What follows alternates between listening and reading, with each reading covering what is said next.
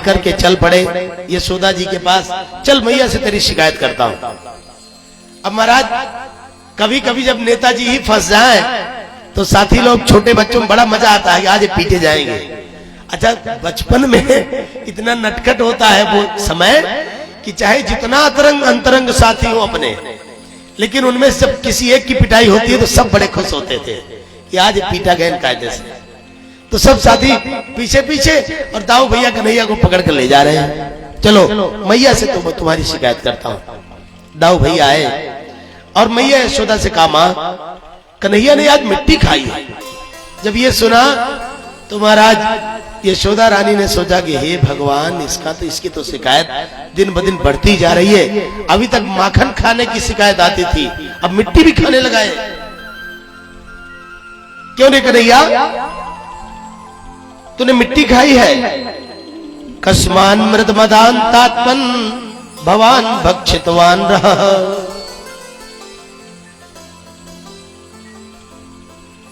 क्यों नहीं कन्हैया, तूने मिट्टी खाई है? अरे ना ना मैया, मैंने मिट्टी नहीं खाई है। अगर तूने मिट्टी नहीं खाई है तो बदंति तावकाहेते कुमारास्ते ग्रजोप्ययम्। अगर तूने मिट्टी नहीं खाई है तो इस साथियों की बात पर तो मैं भरोसा न करती, लेकिन तुम्हारे अग्रज बड़े भैया दाऊ भैया भी कह रहे हैं तूने मिट्टी खाई है। कन्हैया ने कहा, मां तू दाऊ भैया की बात पर भरोसा कर रही है?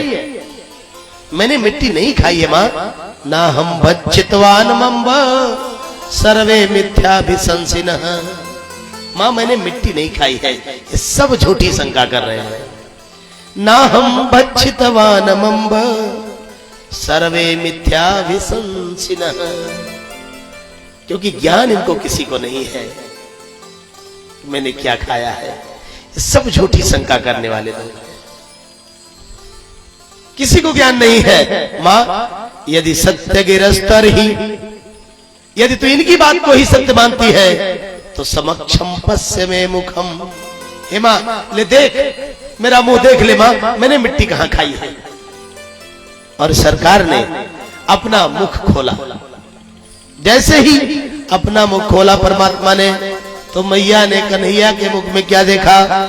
अगणित रविश शिव चतुरानन। क्या देखा? अगणित सूर्य, अगणित चंद्रमा, अगणित शंकर, अगणित ब्रह्मा, सारा ब्रजमंडल दिखाई पड़ा कन्हैया के मुंह में। स्वयं को यशोदा देख रही है कन्हैया के मुंह में। हे भगवान, ये क्या देखा मैंने? किम स्वप्न तदुत देव माया किम वा मदीयो बत बुद्धि मोह अथो मुष्यैव ममार्भकस्य यः कश्चन उत्पत्तिकयात्मयोगः। क्या देख रही हूं मैं? ये कोई स्वप्न है या मेरा भ्रम है या कोई देव माया है? क्या दिखाई पड़ रहा है मुझको? छोटे से अपने लल्ला के मुंह में विश्व ब्रह्मांड, इतने बड़े बड़े पर्वत, इतनी विशालकाय नदियां, पूरा ब्रज गोकुल मथुरा सब दिखाई पड़ रहे कन्हैया के मुंह में। हे भगवान, कौन है ये? और महाराज इस बार मां ने आंख बंद ही नहीं करी। इस बार मां देखती जा रही है, देखती जा रही है। इस बार आंख नहीं बंद कर रही है, लेकिन इस बार सरकार ने ही मुख बंद कर लिया। पिछली बार मैया ने ही डर के मारे आंख बंद कर ली थी, सरकार ने मुख नहीं बंद किया था। इस बार जब मुख दिखाया तो मैया आंख बंद ही नहीं कर रही है और भगवान ने मुख बंद कर लिया। इसका मतलब समझो। देखो भाई, इस संसार में हम पाना बहुत कुछ चाहते हैं, सब कुछ पाना चाहते हैं, सब कुछ पाना चाहते हैं। ये हमारा ज्ञान है। ये कथा बताती है कि पाना तुम बहुत कुछ चाहते हो, लेकिन मिलेगा तुम्हें उतना ही जितना वो देना चाहेगा। देखना तुम बहुत कुछ चाहते थे, मैया यशोदा बहुत कुछ देखना चाहती थी, लेकिन नहीं देख सकते। देख तुम वही सकते हो जो वो दिखाना चाहते।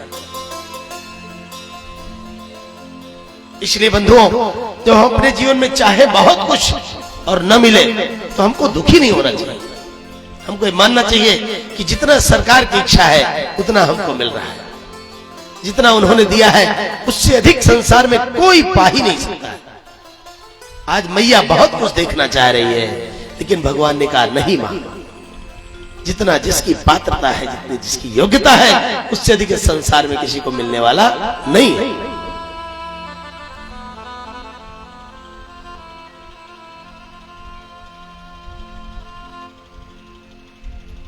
मैया सोच रही है सपना है क्या। जब मुंह बंद कर लिया कन्हैया ने, तो मैया ने लाला को छाती से लगा करके कहा, हे बेटा तू सही सही बता, तू कौन है बेटा। मैं तेरे मुंह में क्या देख रही थी, मैं तेरे मुंह में क्या देख रही थी बेटा। तू भगवान है, कोई माया है, क्या है पुत्र तू। कन्हैया ने कहा, मैया तू भी गजब, कितनी भोली है मैया। देख मां, हमें लगता है तेरी आंखों में कोई बीमारी हो रही है। क्यों?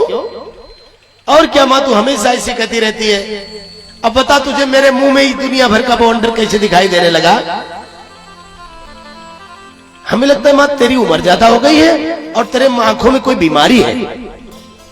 नहीं नहीं बेटा, मेरे आंखों में कोई बीमारी नहीं है। अच्छा मां, अगर बीमारी नहीं है तो देखो मैं मुंह खोल रहा हूं, कहीं पहाड़ पर्वत नदी दिखाई पड़ा? देखो मेरा मुंह। कन्हैया ने फिर मुंह खोला और मैया ने देखा तो कुछ है ही नहीं। इसका मतलब समझो, ये सारा संसार परमात्मा की कृपा का विलास मात्र है। एक क्षण में वो चाहेगा पर्दा गिरा देगा, सब शून्य है। एक क्षण में रंगारंग दिखा देगा महाराज। ये सब उसकी कृपा का विलास है। जो कुछ भी तुमको सुख दुख मिल रहा है, ये केवल और केवल इनका दिया हुआ है और कोई नहीं दे सकता है। और इनकी कृपा का प्रसाद, चाहे दुख हो चाहे सुख हो, मानकर अगर तुम मस्त हो तो दुनिया की कोई शक्ति नहीं है जो तुमको दुखी कर दे। और जब तुम यह मानने लगते हो कि खेत में मैंने 50 बोरी डाई थी और इतना कम धान कैसे पैदा हुआ हमारा, तब चिंता की बात है। तुम डाल भी उतना ही सकते हो जितना इनकी कृपा होगी, और उतनी ही फसल पैदा होनी है जितना ये चाहे। ये मानना हो कि संसार में जितना कुछ भी अभिनय हो रहा है, ये इसका जो असली डायरेक्टर है वो यही है, इसके अलावा कोई नहीं। आप फिल्म देखते एक बार जुड़ जाते हैं उस नायक से, नायक मारा जाता है तो आपको कष्ट होता है, खलनायक मारा जाता है तो आपको खुशी होती है। लेकिन जो चतुर जीव है वो जब उसी फिल्म को देखता है तो इस भाव से देखता है कि नायक का मारा जाना या खलनायक का मारा जाना, ये सब उस डायरेक्टर की कृपा का फल है। डायरेक्टर की बुद्धि का विलास है। वो डायरेक्टर जब तक चाह रहा है तभी तक नायक को चोट लगने वाली है, और जैसे ही डायरेक्टर की बुद्धि बदली, खलनायक पीटा जाएगा। ठीक ऐसे ही बंधुओं है संसार। देख मां, मेरे मुंह में कुछ है ही नहीं। कन्हैया ने कहा, बेटा ये भी तो सही कह रहा है। हमें लगता है तेरे मुंह में तो कुछ नहीं है, हमें लगता है मेरी आंखों में कुछ गड़बड़ी हो रही, कुछ बीमारी हो रही है। अब मैया को इस प्रकार परमात्मा ने उनका, क्योंकि प्रभु अपनी लीला का अनावरण नहीं करना चाहते थे ना, मैया ये न जान ले कि तू भगवान ही है बेटा, इसलिए भ्रमित कर दिया माता को भगवान ने। और मैया दिव्य वात्सल्य का प्रदर्शन करते हुए कन्हैया को गले से लगा लेती है। अब एक दिन की बात सुनो परीक्षित। एकदा गृहदासीसु यशोदानंद गेहिनी कर्मांतर नियुक्तासु निर्ममंथ स्वयं दधी। एक बार की बात है, दीपावली का सुंदर दिन था। घर में साफ सफाई को लेकर बड़ा सारा काम था, लेकिन उस व्यस्तता में भी एकदा गृहदासीसु, घर के जो दास दासियां थे सबको यशोदा जी ने कर्मांतर नियुक्तासु अपने अपने कामों में लगा दिया। तुम ये काम करोगे, तुम ये काम करोगे, तुम ये काम करोगे। और जो रसोई का काम था वो जगत जननी भगवती यशोदा रानी कर रही है। क्या? निर्ममंथ स्वयं दधी। दधी मंथन कर रही है माखन तैयार करने के लिए। क्यों? क्योंकि वो माखन लाला खाएगा, उनके कलेजे का टुकड़ा खाएगा, इसलिए स्वयं मक्खन बना रही है। इस कहानी से सीखो धनवान लोगों, जरा सा हम पैसे वाले क्या होते हैं कि सबसे पहले भोजन बनाने वाले की व्यवस्था करते हैं। ये हमारी पढ़ी लिखी बेटियां कहती हैं, भाई देखा मजा नहीं आ रहा है, कोई भोजन बनाने वाली घर में आ जाए तो बना बनाया मिले ठीक से फुर्सत बनाने से। लेकिन रसोई जो आपके घर में है महाराज, बहुत बड़ा विज्ञान का केंद्र है, बहुत बड़े विज्ञान का केंद्र है। वहां जो शोध होता है, जो प्रयोग होता है, उससे आपके पूरे जीवन का निर्माण होता है। और ये कि वही एक केंद्र अगर गड़बड़ हो गया है तो पूरे जीवन में तुमको केवल और केवल परेशानी मिलने वाली है। इस पर विचार करिएगा। ये कथा बताती है सारे काम, घर का झाड़ू पोछा का काम, जानवरों का काम, साफ सफाई काम, ये सब नौकर कर सकते हैं, लेकिन रसोई का काम हमको स्वयं करना चाहिए। क्योंकि भोजन बनाने वाली माता केवल भोजन नहीं बनाती है, उस भोजन के साथ साथ भजन भी परोसती है, अपना चिंतन भी परोसती है, अपनी शक्ति सामर्थ्य, अपना वात्सल्य भी परोसती है अपने परिजनों को। उसके अंतःकरण में भाव होता है कि कितना सुंदर व्यंजन बना दूं कि हमारा बेटा, हमारा प्रियतम, हमारे दादा, हमारी बेटियां इसको खाएंगे, खूब खुश होंगे, खूब स्वस्थ होंगे। और जो नौकरानी आई है वो सोच रही भगवान किसी तरह जल्दी बनाए, अभी उनके यहाँ जाना है, उसको इससे कोई वास्ता नहीं, वो हड़बड़ी में है, जल्दी में है, उसकी कोई श्रद्धा नहीं है उस भोजन के बनाने के साथ। और जिस भोजन को बनाते समय आपकी श्रद्धा नहीं मिली हुई है, वो भोजन दो कौड़ी का होता है। जैसा खाओ अन्न वैसा बने मन। इसीलिए महाराज आपकी रसोई पर जब से नौकरों ने अधिकार कर लिया, तब से प्यार चला गया, स्नेह चला गया, लगाव चला गया। ज्यादा से ज्यादा घरों में आप देखेंगे आपस के परिजनों में संवादहीनता है, कोई किसी से बात ही नहीं करता है। घर में 5 लोग हैं तो 2 ही 1 लोग में बोलचाल है, बाकी महीनों बातचीत नहीं होती है। सिर्फ इसीलिए कि रसोई बिगड़ गई महाराज। हम लोगों ने देखा था रसोई इतना पवित्र स्थान था महाराज कि हमारी माताएं पखरुआ पहन के बाबूजी भोजन बनाती थी। सिले हुए कपड़े पहन करके माताजी रसोई में नहीं जाती थी महाराज। ये सब दिन मैंने देखे थे। पवित्रता कितनी हमारे जीवन से जुड़ी थी, और जब तक मेरे जीवन में पवित्रता जुड़ी थी, तब हमारे आंगन का श्रृंगार राणा प्रताप हुआ करते थे, विवेकानंद हुआ करते थे, चंद्रशेखर आजाद, भगत सिंह हुआ करते थे। ऐसे नौजवान हुआ करते थे महाराज कि 2 कुंतल का कोल्हू उठाते थे, कांधे पर रख करके 1 बीघा दूर ले जाकर खुद ही उतार देते थे। अब महाराज जब नौकरों को बनाया हुआ हम खा रहे हैं, दास की भावना, दासत्व तो हमारे जीवन में आ रहा है, कमजोरी आ रही है, पुरुषत्व तो चला गया है, दासत्व तो आ रहा है। अब भाई साहब घर में बैठे हुए हैं, कोई दरवाजे पर घंटी बजाता है तो मैडम को भेजते हैं कि जाओ देखो कौन आया है। उनकी हिम्मत नहीं कि घर के बाहर लेट जाए, घर के बाहर बैठ जाए, इसलिए पुरुषत्व तो खत्म हो गया है। अन्न हमारा बिगड़ गया है तो मन कभी अच्छा रह ही नहीं सकता है। करबांतर नियुक्तासु निर्ममंथ स्वयं दधी, क्योंकि उनके लाडले के लिए जो वस्तु तैयार होनी है, जिस वस्तु का भोग उनका लाडला लगाएगा, उसे नौकर कैसे बनाएगा। जबकि महाराज ब्रजेंद्र गेहिनी है माता यशोदा, नौकर चाकरों के धन दौलत के भंडार भरे, कोई कमी नहीं है। हम नखरा दिखाने के चक्कर में कि हमारे यहाँ काम करने वाली आती है, भोजन बनाने वाली आती है, बर्तन मांजने वाली आती है, ये दिखाने के चक्कर में ये नहीं समझा कि हम पागल कितना हो रहे हैं। इन सब चीजों से मुक्त होना है तो मैया अपनी रसोई ठीक रखो। और देखो भोजन बना कैसे रही है, यानी यानी ही गीतानी तदवाल चरितानी च। भोजन बनाया कैसे जाता है, जो चरित्र भगवान किए रहते हैं, उन चरित्रों को याद करके वात्सल्य उमड़ रहा है, बाढ़ आ गई है यशोदा के हृदय में। दही बनते समय हाथ अपने आप बढ़ते चले जा रहे हैं, थकावट लगी नहीं रही है, क्योंकि परमात्मा का चरित्र स्मरण कर रही है। तदबाल चरितानि च, उनके बाल चरित्रों को और जिनमें भगवान का नाम है उन गीतों को स्मरण कर रही, गा रही है। इसीलिए महाराज परंपरा थी, हमने खूब देखा था, माताजी रसोई में भोजन बनाती, रोटी बनाती, सेकती रहती थी, और बुआ जी लोग जब बाहर रोटी बेलाती रहती थी, 2 ही लोग हैं, लेकिन उतनी ही देर में भजन 1-8 भजन गा लिया करती थी। ये तरीका था भोजन बनाने का, उतनी देर में भजन हो जाती थी महाराज। 2 ही महिलाएं मिलकर के भजन गा लेती थी। पूरी बनती है तो अभी भी देखो महाराज माताएं भजन गाती है। मैया भजन रुक्ष भोजन रुक्ष है अगर उसमें भजन नहीं है,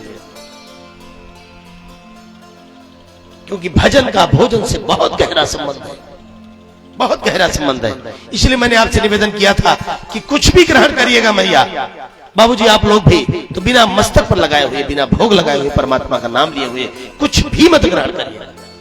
कुछ भी खाइएगा, खाने के लिए मना नहीं कह रहे हैं, मांस मदिरा को छोड़कर कुछ भी खाइएगा जो खाने योग्य है, लेकिन बिना प्रणाम किए मत खाइएगा। मैं तो कहता हूं बाबूजी, बहुत बहुत बड़ा बड़ा जो इश्तेहार टीवियों पर आता है कि ये करो तो मदिरा छूट जाएगी, ये करो तो मदिरा छूट जाएगी।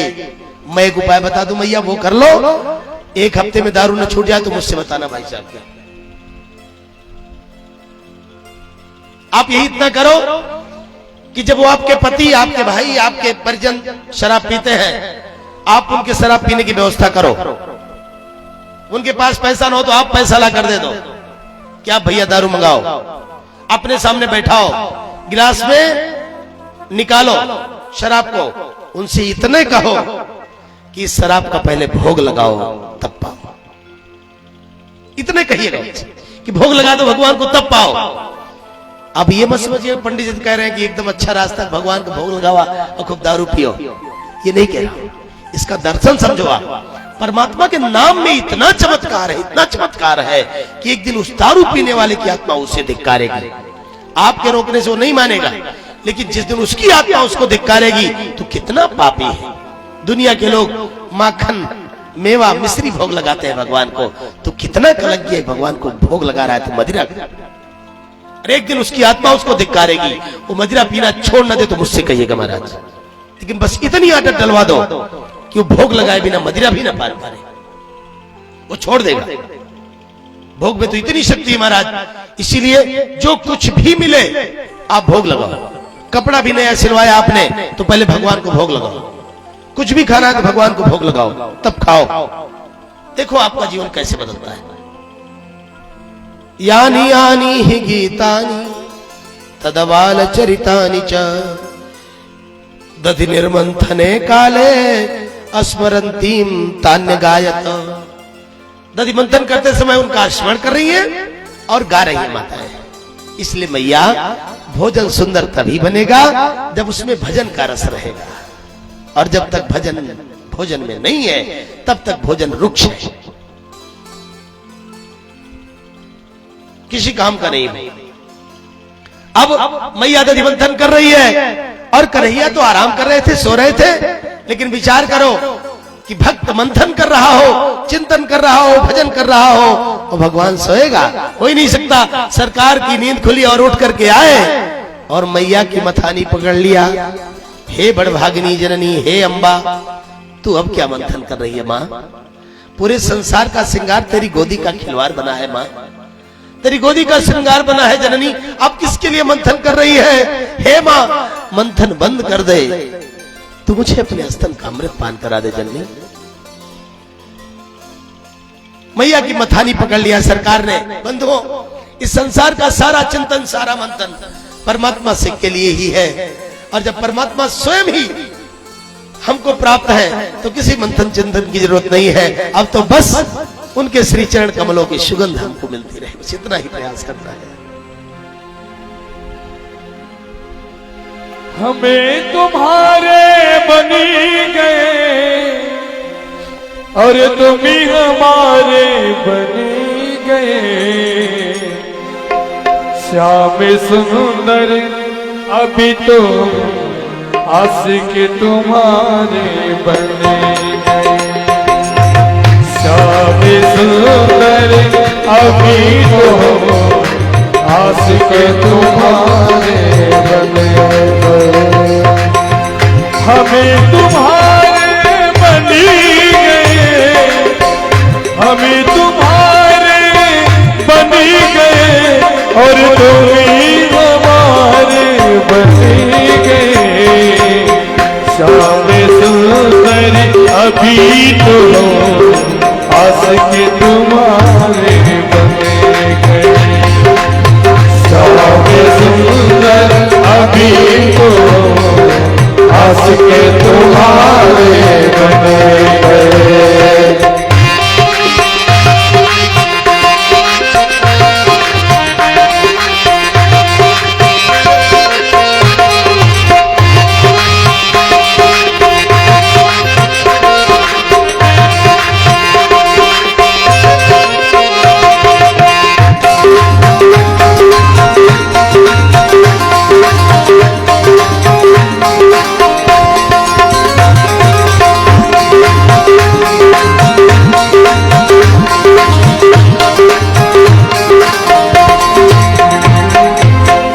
जब ये दिल दुनिया का था दुश्मन हजारों बनी गए।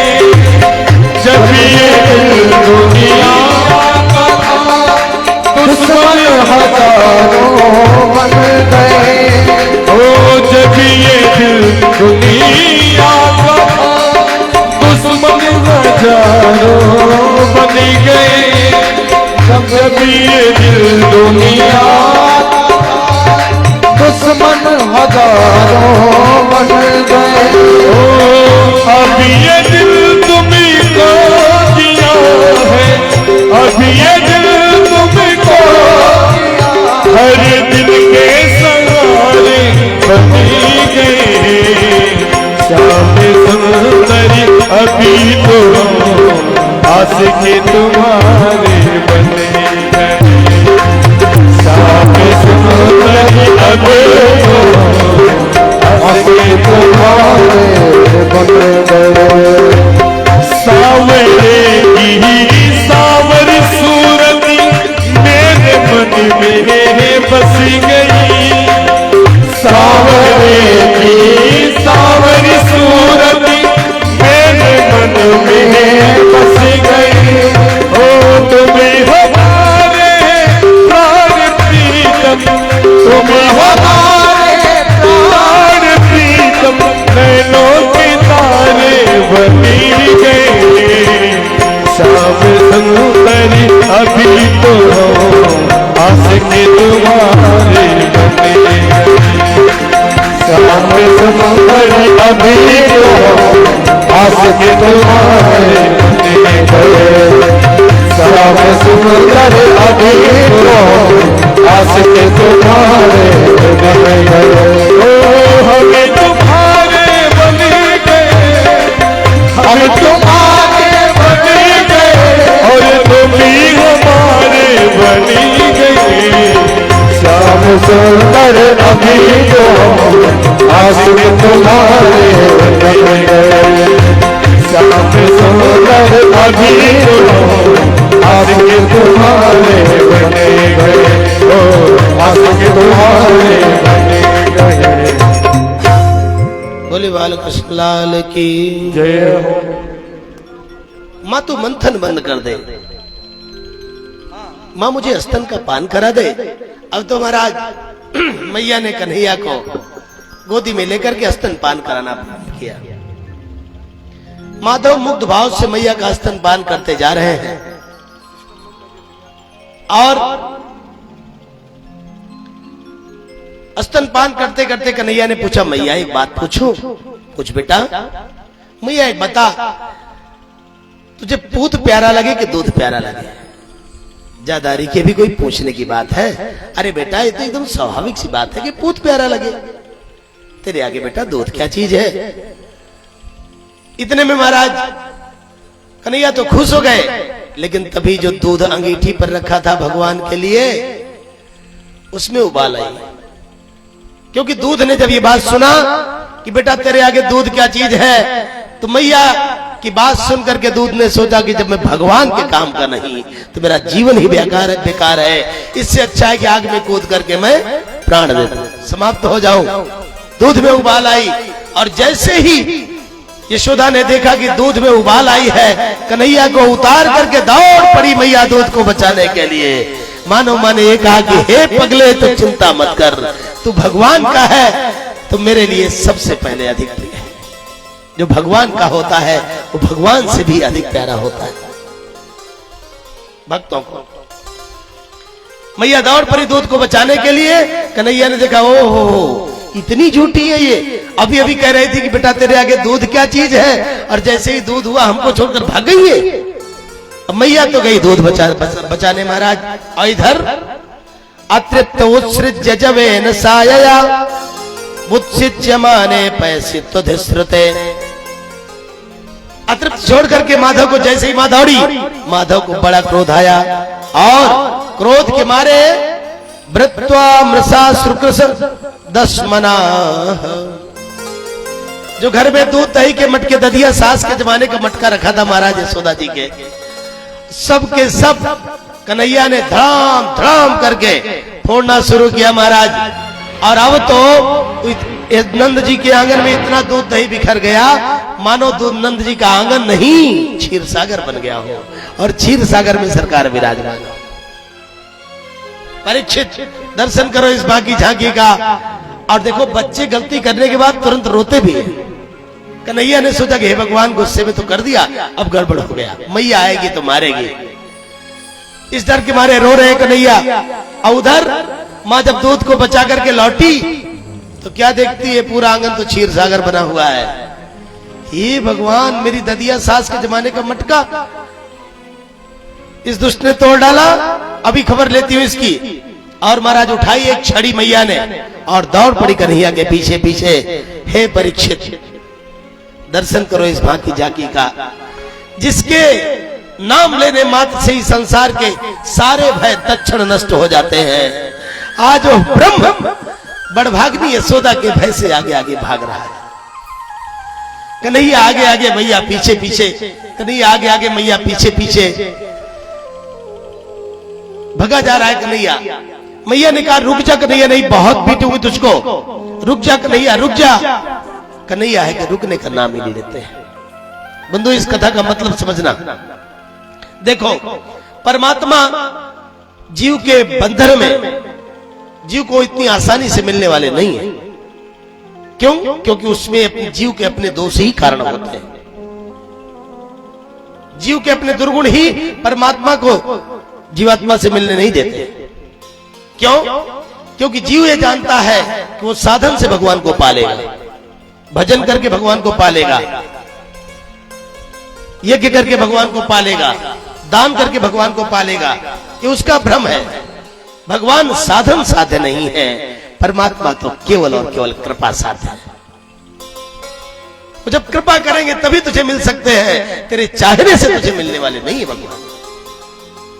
मैया पीछे पीछे दौड़ रही है और महाराज इतना दौड़ रही मैया कि पसीने पसीने हो गई।